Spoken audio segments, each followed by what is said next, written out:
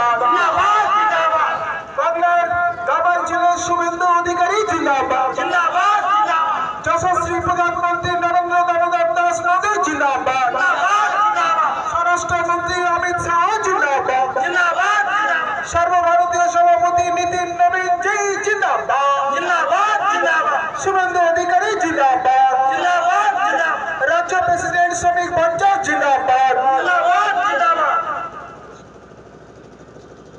এখানে উপস্থিত আছেন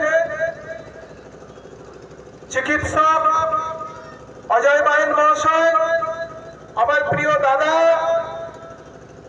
পরমেশ্বর লস্কর মহাশয়, অবশ্যই উপস্থিত রয়েছেন স্টেট এক্সিকিউটিভ মাইনরিটি মেম্বার ভাতৃপ্রতিম Asgar Sardar, state executive member Minara Khatun মহাশয়া এবং সামনে উপস্থিত রয়েছেন মন্ডল কমিটির মাননীয় কৌশল্যা হালদার, রূপচাঁদ সর্দার, নির্মল মন্ডল, প্রতাপ হালদার, হামিদ ঘোরানি, জাহানারা সর্দার, কো কনভেনার ভাটপুকুরিয়া অঞ্চল।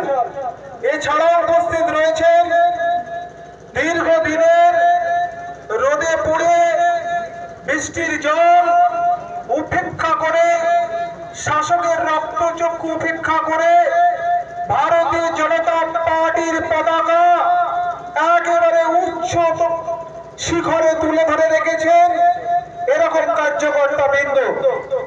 এছাড়াও যারা ষড়যন্ত্রের মাধ্যমে এই হাটপুকুরিয়া অঞ্চলে সুধী নাগরিক বৃন্দ, ব্যবসায়ী সমিতি, পথ চলতি মানুষ, টোটো অটো চালক সবাইকে এই নতুন সরকারের পক্ষ থেকে, ভারতীয় জনতা পার্টির পক্ষ থেকে অনেক অনেক শুভেচ্ছা অভিনন্দন জ্ঞাপন করছি। আমি একজন জেলা সম্পাদক হিসাবে এখানকার সুধী নাগরিক বৃন্দকে বলবো, ভারতীয় জনতা পার্টির পতাকা যেন একেবারে মসজিদে লাগাবেন না, এটা আমাদের দলের পক্ষ থেকে নির্দেশ। আর বিরোধী দলের যারা রয়েছেন, যারা চৌঠা মেয়ের আগে শাসক দল ছিলেন, যারা মানুষের উপরে অত্যাচার করেছেন, তোলা তুলেছেন, সিন্ডিকেট ব্যবসা করেছেন, ভাই ভাইয়ের মধ্যে বিভেদ করেছেন, সাধারণ মানুষদের মধ্যে ভয়ের বাতাবরণ তৈরি করেছেন, তৎকালীন শাসক 15 বছর ধরে আপনারা যে অত্যাচার করেছেন, আপনারা ধর্মীয় পীঠস্থান মসজিদে পতাকা লাগিয়েছেন, তাই ওপরওয়ালা আপনাদেরকে 100 নিচে নামিয়ে দিয়েছে, 80 সিটে নামিয়ে দিয়েছে। আমরা সর্বধর্মে বিশ্বাসী যশস্বী প্রধানমন্ত্রী নরেন্দ্র দামোদর দাস মোদী, তিনি কখনো কোন হিন্দু, মুসলমান, খ্রিস্টান, জৈন ধর্মের প্রধানমন্ত্রী নন। তিনি সারা ভারতবর্ষের সর্বধর্মের প্রধানমন্ত্রী, ভারতের প্রধানমন্ত্রী, এবং সারা পৃথিবীর মধ্যে তিনি অন্যতম নাম্বার 1 জনপ্রিয় নেতা। তিনি বলছেন যে সবকা সাথ সবকা বিকাশ, সবকা সাথ সবকা বিকাশ, সবকা বিশেষ আর সবকা হিসাব। তিনি বলেছেন যে কোনোভাবে হিন্দু, মুসলমান, খ্রিস্ট, জৈন, তার 6টা গ্যারান্টির মধ্যে একটা গ্যারান্টি, তাদের সবার সমানভাবে ধর্মচারণের অধিকার এই পবিত্র মাতৃভূমিতে থাকবে। অর্থাৎ একদিকে সংখ্যালঘু ভাইরা তারা নামাজ পড়বে, আর অন্যদিকে হিন্দু ভাইরা মন্দির মসজিদে গিয়ে ঘন্টা বাজাবে, কোনো ভেদাভেদ থাকবে না। এই দীর্ঘ 15 বছর ধরে শাসক তৃণমূল যারা আজকের বিরোধী আসনে বসছে, আগামী দিন যারা সাইন বোর্ডে পরিণত হবে, যাদের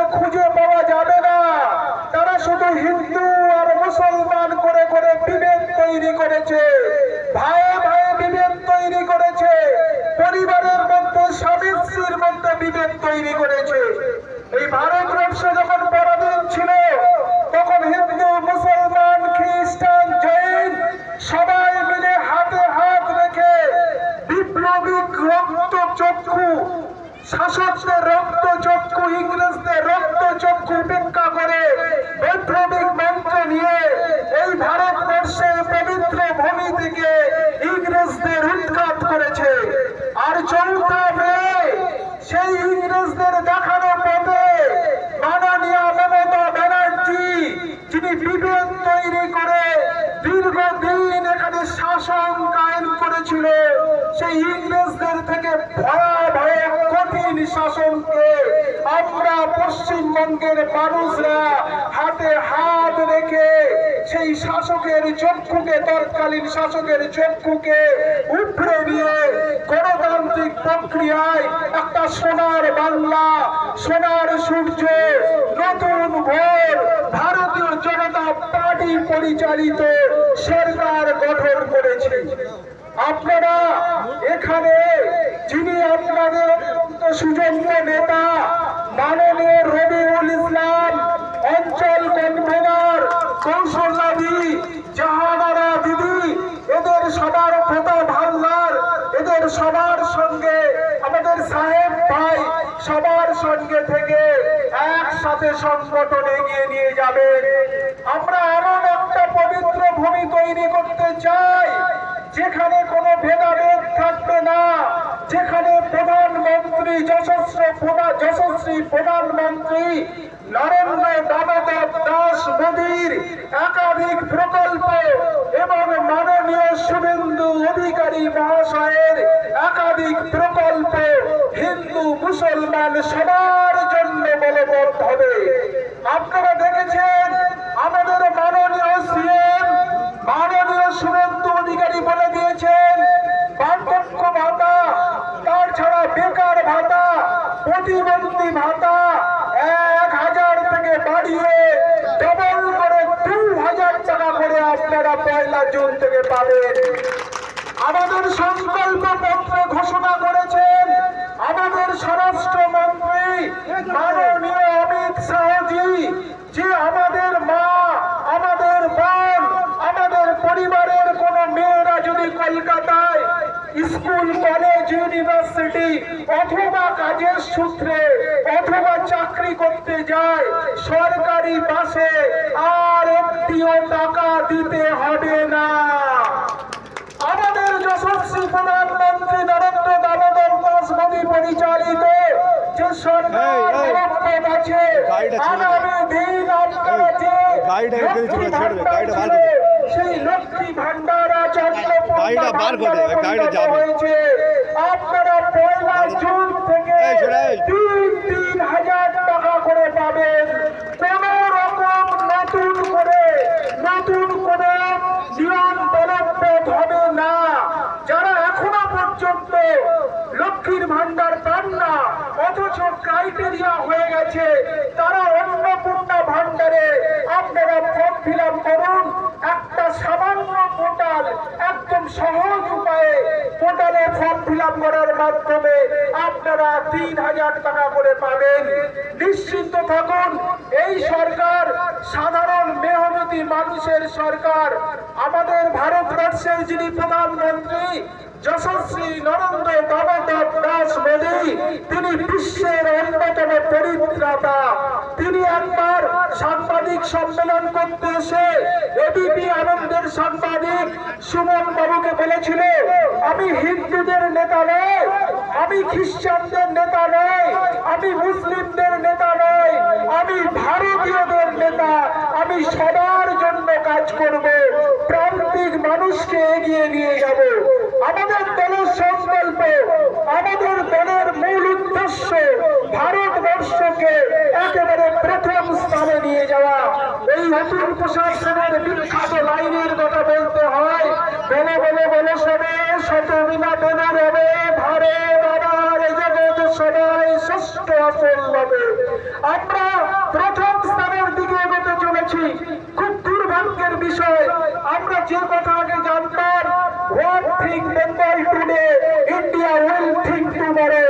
কিন্তু গত বছর দশক যাবৎ সেই নির্দিষ্ট সেই বিবৃতি মহামতি গ্রন্থের যেন কার্যকর হচ্ছিল না।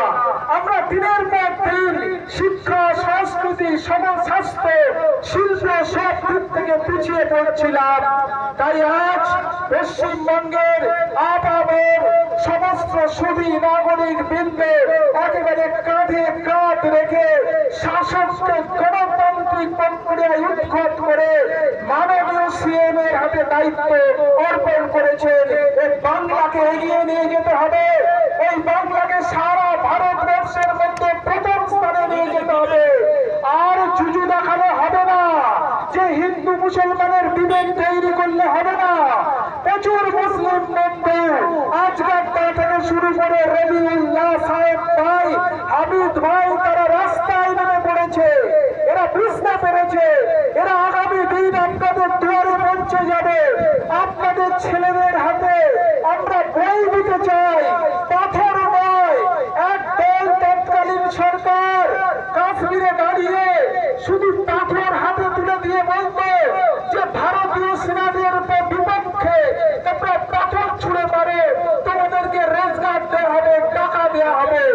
কখনো কখনো দুর্ভাগ্যবশত সেনাবাহিনী বাঁচার জন্য যখন উপরে গুলি চালাতো, একটা দুটো ওই শিশু কিশোর ছেলেদের লেগে প্রাণ হারাতো।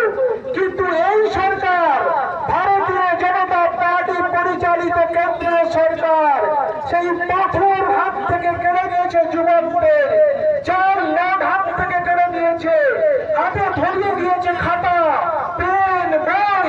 আপনার বাড়ির ছেলেরা শিক্ষিত হবে, পড়াশোনা করবে, শহরের লোকেদের সঙ্গে চোখে চোখ রেখে কম্পিটিশন করে শিক্ষিত হয়ে চাকরি ছিনিয়ে নেবে। কর্মসংস্থানের জন্য লড়াই করুন, স্বাস্থ্যের জন্য লড়াই করুন, শিল্পের জন্য লড়াই করুন, আর্থ সামাজিক অবস্থার পরিবর্তনের জন্য লড়াই করুন।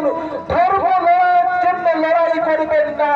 ধর্ম আধার, ধর্ম পবিত্রতা, ধর্ম বিশুদ্ধতা, এই ধর্মের মধ্যে দিয়ে আপনি একটা এমন পরিবেশ তৈরি করুন যে অন্য ধর্মের মতাবলম্বী মানুষদের সঙ্গে বন্ধুত্ব হবে, ভাতৃত্ব হবে, সেই ভাতৃত্বের পরিবেশ রচনা হবে। ধর্ম কখনো ঘাতক হয় না, ধর্ম আত্মঘননের পথ হয় না। আর এই তৃণমূল পরিচালিত সরকার 4টা মেয়ের আগে তারা যারা শাসক ছিল, আপনাদের খালি বারবার ভুল বুঝিয়েছে যে ভারতীয় জনতা পার্টি নাকি আপনাদের বিপক্ষে। আমি ভারতীয় জনতা পার্টির একজন সম্পাদক হিসাবে গ্যারান্টি দিয়ে যাচ্ছি, আপনারা ধর্মাচরণের অধিকার সম্পূর্ণ পাবেন। যে কোনো প্রকল্পের টাকা সমানভাবে আপনি ভাগিদার হবেন। আর এই পশ্চিমবঙ্গকে এগিয়ে নিয়ে যাওয়ার জন্য আপনারই বাড়িতে যুবক যুবতী তাদের সুবিধা থাকবে, তাদের অংশগ্রহণ থাকবে। আপনারা আর কখনো কোনোভাবে ওই পথ অবলম্বন করবেন না। এই রাজনৈতিক পথ পরিবর্তনের সাথে সাথে নতুন একদল রাজনৈতিক ব্যবসায়ী তারা অরাজকতা তৈরি করার চেষ্টা করছে, বাতাবরণ নষ্ট, শান্তির বাতাবরণ নষ্ট করার চেষ্টা করছে। মসজিদে মসজিদে উঁকি মেরে ইমাম সাহেবদের, মুয়াজ্জিন সাহেবদের ভুল বোঝানোর চেষ্টা করছে। ভুল পথে আপনারা পাড়ি দেবেন না। ওদের নাম ইন্ডিয়ান সেকুলার ফ্রন্ট, কিন্তু বাস্তবিক অর্থে ওরা নতুন করে এই হাটপুকুরিয়া অঞ্চলকে উত্তপ্ত করার যে প্রচেষ্টা করছে সেটা কখনো সফল হতে দেবে না। আপনারা গতকাল দেখেছেন এক বিধায়ক বলছে, তিনি বিষ্ণুপুরের বিধায়ক, যে আমি বুলডোজার দিয়ে সমস্ত ভেঙে দেব। টিভিতে চোখ রাখুন, কালকে পত্রিকা চোখ রাখবেন, সোশ্যাল মিডিয়াতে চোখ রাখবেন। সেই বীর পুরুষ এমএলএ বিধায়ক তিনি আজ আর বাড়িতে নেই, তার বাড়িতে সেনাবাহিনী খুঁজছে, তিনি পালিয়ে গেছে। মিথ্যা তথ্য পরিবেশন করবেন না, যেটা জাতীয় সংহতির পক্ষে খারাপ, যেটা শান্তিপূর্ণ ধর্মচারণের ক্ষেত্রে খারাপ, যার মধ্যে বিভেদ তৈরি হবে। এই রকম ভাবে যারা প্ররোচনা তৈরি করবে, ভারতীয় জনতা পার্টির একজন কর্মী কার্যকর্তা সম্পাদক হিসাবে তাদেরকে আমি স্পষ্ট জানিয়ে দিচ্ছি, আপনাদের বিরুদ্ধে আইন মোতাবেক ব্যবস্থা নেওয়া হবে। আপনাদের গণতান্ত্রিক অধিকার থাকবে। আমরা এই হাটপুকুরিয়া অঞ্চলে কোনোদিন কোনো সভা সমিতি করতে পারিনি। আমার প্রিয় দাদা পরমেশ্বর নস্কর, আমার বন্ধু অজয় ভাই, রবিউল্লাহ, আজগার দা, সাহেব ভাই, হামিদ দা, প্রতাপ দা, কৌশলদাদি, এরা গোপনে চুরি করে করে সংগঠন করেছে। কিন্তু আমি আরো একটা বলতে চাই, ভারতীয় জনতা পার্টির পক্ষ থেকে গণতান্ত্রিক দেশে গণতান্ত্রিক ভাবে সবাই সবার মতো করে তাদের ধর্মচারণ যেমন করতে পারবে, রাজনৈতিক বক্তব্য থাকবে, কিন্তু কোনো প্ররোচনামূলক কাজ করবেন না। আমি জানতে পেরেছি এখানে এসে রবিউল বাজার বাড়িতে আপনারা বিভিন্ন ভাবে উত্তপ্ত করছেন, 10টা 12টা মোটর সাইকেল নিয়ে তার বাড়ির সামনে হুইসেল দিয়ে তাকে উত্তপ্ত করছে, তাকে টাকা চাইছেন, হুমকি দিচ্ছেন।